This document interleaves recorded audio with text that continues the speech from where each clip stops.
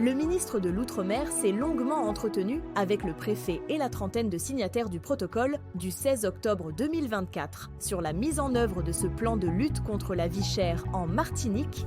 L'objectif, c'est au 1er janvier prochain, 20% sur 6 000 produits, a réaffirmé M. Buffet lors d'une conférence de presse à l'issue de cette rencontre. C'est un bel accord qui va permettre aux Martiniquais de bénéficier, vous venez de le rappeler, d'une baisse des prix de l'ordre de 20%. Le pousse à aller dans cette direction, c'est-à-dire la baisse de près de 20%.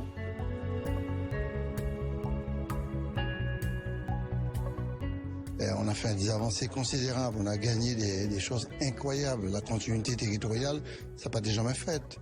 Le POSEI, c'était jamais fait. Obtenir des diminutions très significatives, pas du tout. Donc on a vraiment avancé. La continuité territoriale, c'est le combat que nous devons tous prendre en main.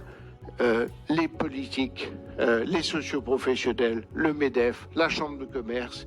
Et c'est un problème de justice sociale. Et l'État doit nous dire oui sur ça. Et à ce moment-là, on obtiendra des résultats.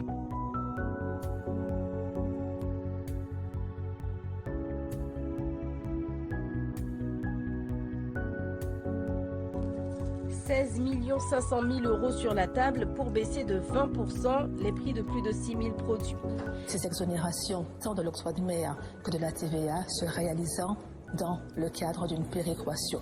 Celui de l'engagement de l'État aussi, de mettre en place une continuité territoriale. La collectivité territoriale va créer une mission de contrôle avec transparence des prix, demande d'affichage des prix pour comparer les prix entre ceux d'aujourd'hui et ceux qui sera demain. En Martinique, 80% des aliments sont importés et les prix des denrées y sont en moyenne 40% plus élevés que dans l'Hexagone, en raison de l'éloignement, du caractère insulaire et de la taille réduite du marché, 350 000 habitants. Cet accord, fruit d'un volontarisme fort de l'État, de la collectivité et des acteurs de la chaîne de distribution, représente un véritable espoir pour l'amélioration du niveau de vie des Martiniquaises et Martiniquais.